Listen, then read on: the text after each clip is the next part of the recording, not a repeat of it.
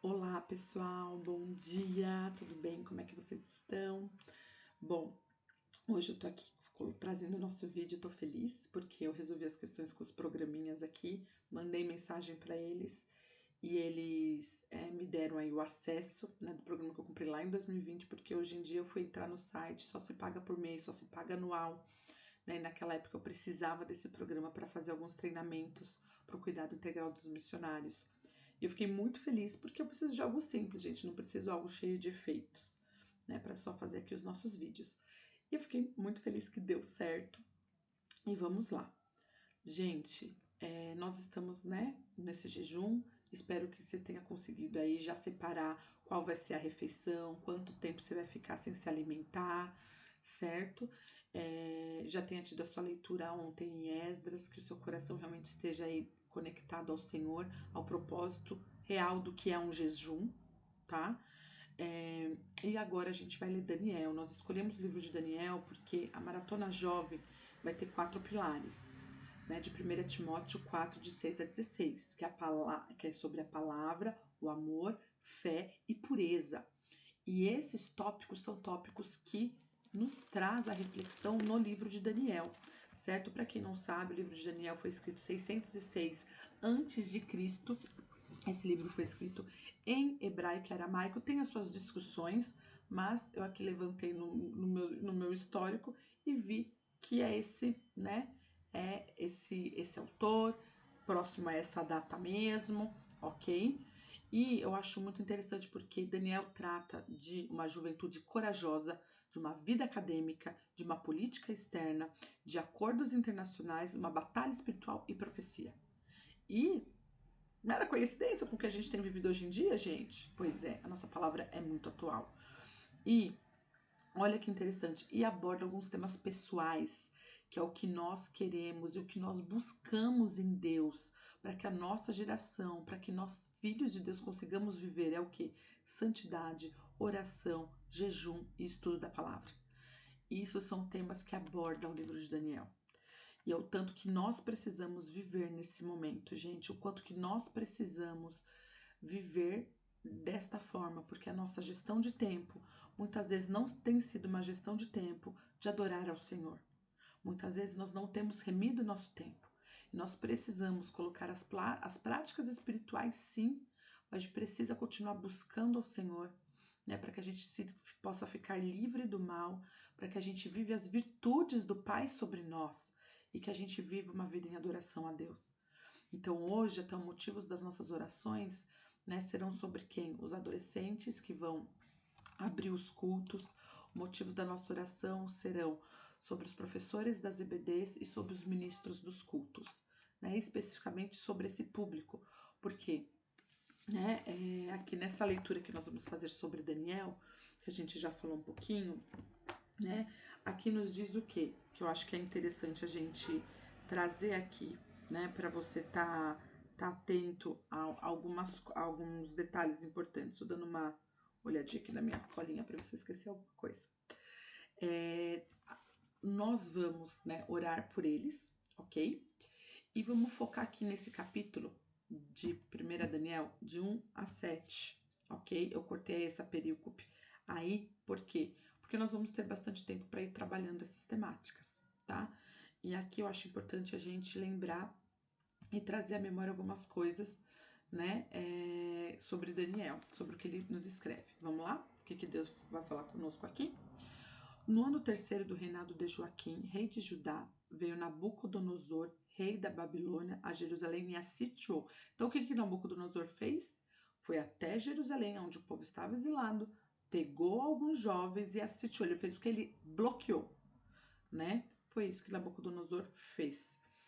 E versículo 2: E o Senhor entregou nas mãos a Joaquim, rei de Judá, e uma parte dos utensílios da casa de Deus. Ele os levou para a terra de Sinar, a casa do seu Deus, e colocou os utensílios na casa do tesouro do seu Deus. Então, o que acontece nesse versículo 2, gente? Primeiro, o Senhor entregou nas mãos a Joaquim. Então, isso mostra o quê? Que o Senhor é o único que ordena. Entende? Aqui no comecinho do versículo 2, o Senhor entregou. entende? Então, o Senhor é soberano e ele ordena os acontecimentos e todas as coisas. A supremacia de Deus. E uma parte dos utensílios da casa de Deus fala do quê? Houve o quê? Um saque. Ele foi lá pegar realmente, né, as coisas do templo. Que esses utensílios foram o quê? Né, foram pegos e ele colocou aonde, gente? O Nabucodonosor colocou esses utensílios na casa do seu Deus, para adoração a outro Deus, né? Revela que o monarca aqui, né, era o que? Um monarca pagão, né? Que acreditava que o Deus Nebo fosse maior que o Deus de Israel. Então ele pega esses utensílios, não fala especificamente quais utensílios foram, e leva pro Deus dele. Ah, bonitinho, né? Ah, fala sério. Aí, versículo 3. E o rei disse a Aspanés, chefe dos seus eunucos, que trouxesse alguns dos filhos de Israel da linhagem real dos príncipes. Então, ele não é bobinho. Então, o que ele faz? Ele pega alguns jovens escolhidos da família real. Olha que interessante.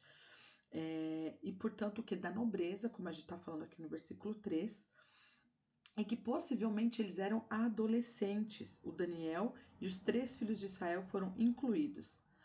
Olha que interessante. Então, assim, ele faz, e esses moços, olha o versículo 4, vamos ouvir, vamos ler.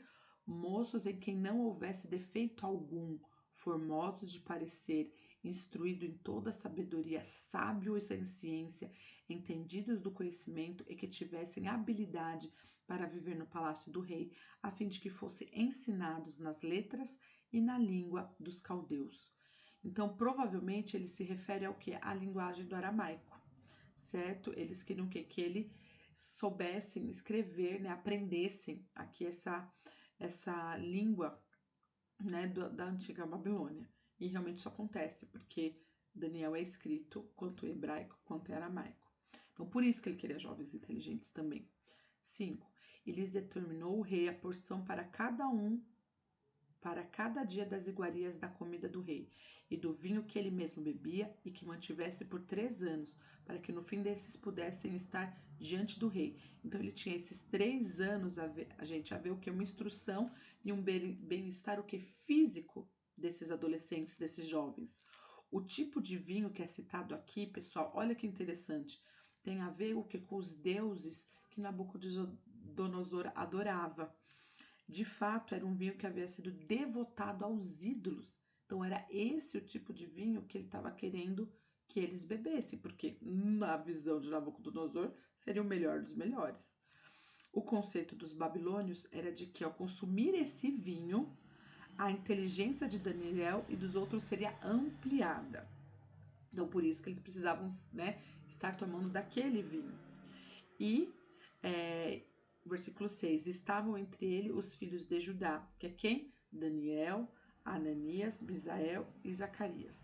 E possivelmente, eles falam aqui que não eram apenas os 4, possivelmente tinham outros jovens, né, na parte histórica, que foram juntos, tá bom? Para esse tempo. Então, possivelmente centenas foram separados e preparados para servirem como sábios no Império da Babilônia. Então ele estava querendo o quê? Pessoas sábias. Então, aqui cita 4, mas historicamente parece que tem alguns a mais aí.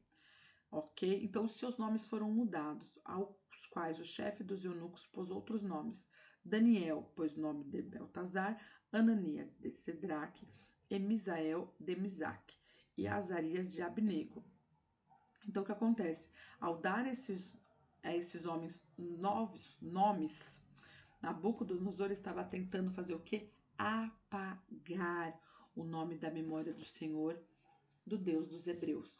Porque, gente, aqui, né, essa outra minha Bíblia aqui de estudo, nos fala que Daniel, o El e o Ia, no nome deles, né, o El tem a ver o que? Com Deus. No entanto, que o nome de Daniel é Deus é meu juiz.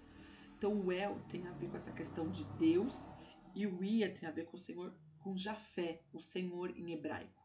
Então, o que ele fez? Eles mudaram o nome, né? Colocaram nomes contrários a isso, que tinha a ver o quê? Com os deuses deles, né? O que é? Esses nomes, o contravertido, por exemplo, o Bel de Beltazar, tem a ver com o principal ídolo da Babilônia, que é Marduk, entende? Então, assim, todos esses nomes, eles